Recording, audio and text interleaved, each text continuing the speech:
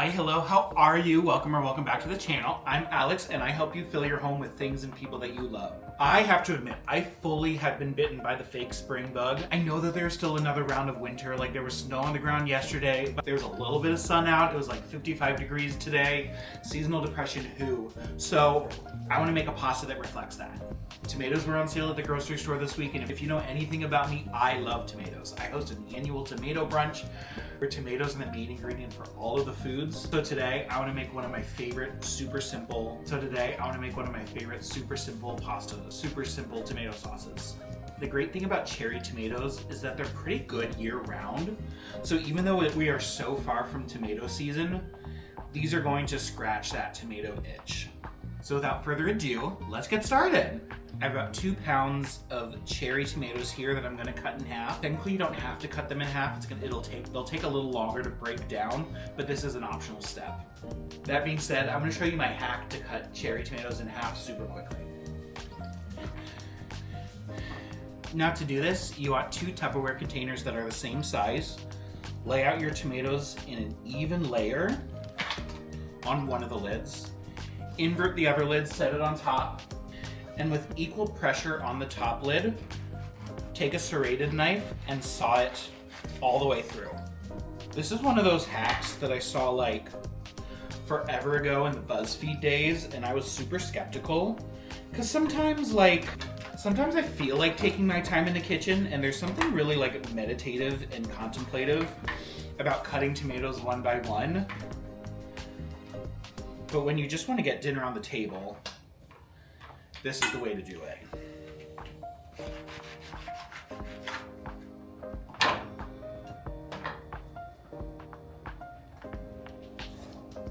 A double batch, so I've got about 6 big cloves of garlic here, and I'm gonna thinly slice them. Now with garlic, the more that you chop it, and the more you break it down, the stronger the flavor gets. If you simply add that garlic clove whole to the olive oil to infuse, you'll get a really mellow, almost sweet garlic flavor. If you microplane it, that's going to be a really sharp, intense, almost spicy garlic flavor. We're going somewhere in the middle today.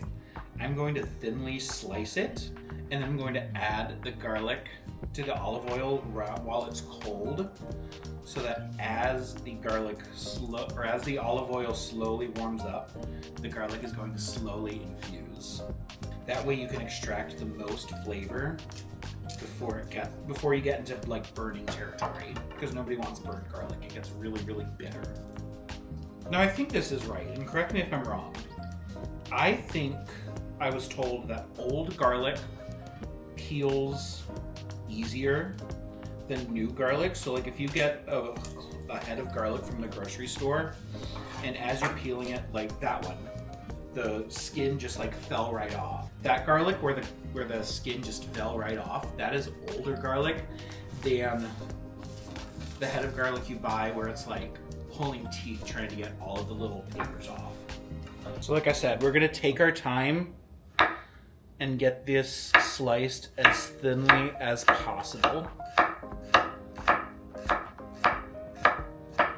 Now I know you see a lot of cool chefs doing that move, and it looks really flashy and they can move really fast, but that is bad for your knife, or so I've been told. So the tip of your knife should stay in contact with the cutting board at all times, and you're doing this like sawing motion rather than an up and down. It's more back and forth. And last thing I want to do is chop some basil. This basil has seen better days, but we do not waste. I love to add the stems right into the sauce while it's simmering to infuse just some extra basil flavor. And then you fish them out right before you're done. The leaves are going to get added right at the end to perfume the sauce with a really beautiful fresh basil flavor. All right, I've got my pot. I'm going in with a good amount of olive oil, probably about 1/4 to 1/3 of a cup. And that sliced garlic is going right into the cold olive oil.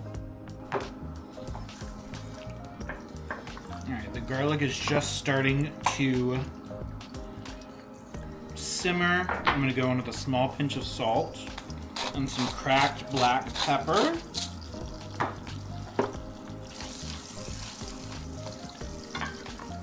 This would be a good time to add in some crushed red pepper flakes for heat so that they can infuse into the oil along with the garlic.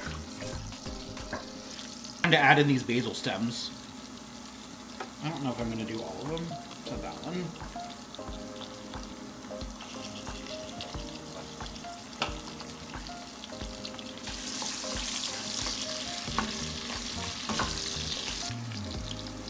See how the garlic is starting to brown? That's exactly what we want. I'm gonna remove these basil stems.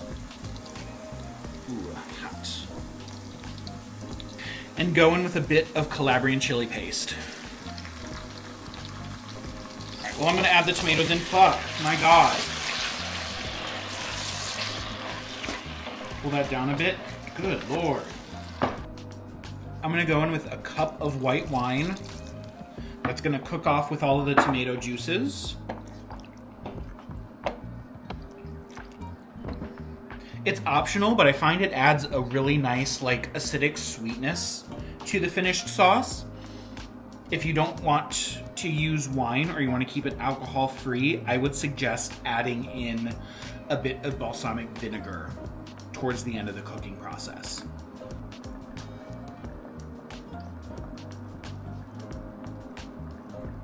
Now that we're to simmer, just let this go for 10, 20 minutes or so until it reaches your desired consistency.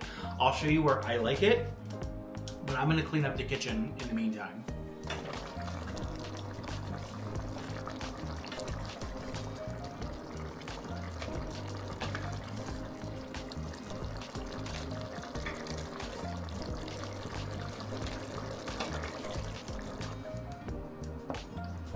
Now I took a bunch out because I'm only making dinner for 2 tonight. I'm gonna let this continue reducing while I get my pasta on the stove. I'm gonna cook my pasta for 2 minutes less than package instructions for al dente so that I can finish it in here.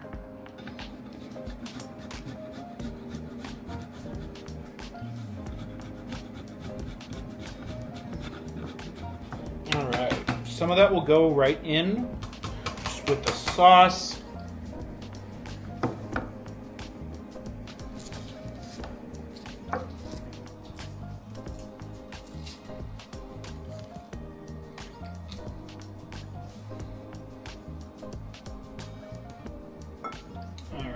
Pasta going in. Ooh.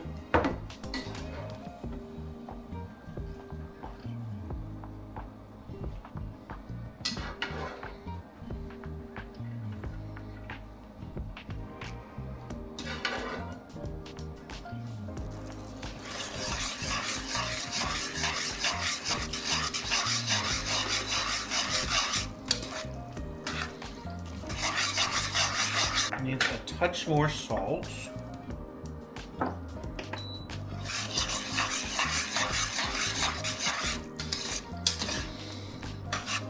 See how beautifully that sauce is starting to cling to the pasta? That's what happens when you finish your pasta in the sauce versus adding the two off the heat or after the fact. The two really get a chance to become one. A bit of cold butter.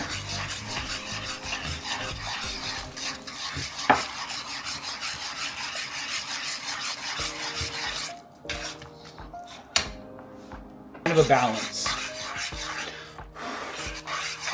I think the sauce has gotten a little too thick, so I'm going to go in with a couple splashes of pasta water while the butter continues to melt and emulsify in.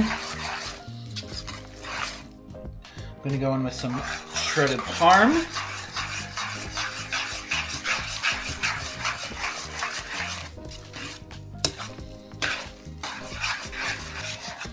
A little bit more sauce.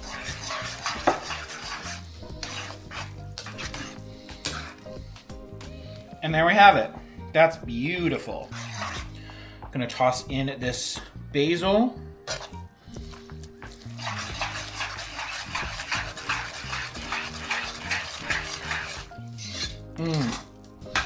God, I immediately get hit with that smell. So good.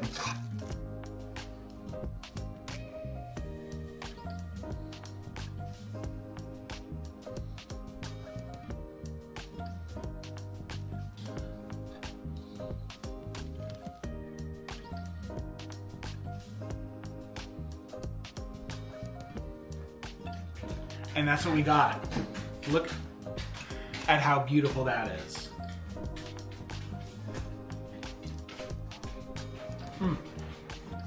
What I love about the sauce is the minimal cooking, so you're still getting a lot of really fresh tomato flavor. It's beautiful, it's easy, it freezes well. I made a big batch so that I can freeze some and pull it out whenever I get that tomato craving. Give it a try. You can get the recipe down below. If you like this video, make sure to give it a thumbs up so it gets shown to more cool people like you. If you want to see more easy recipes and entertaining tips, be sure to subscribe. All right, I'll see you next week. Bye.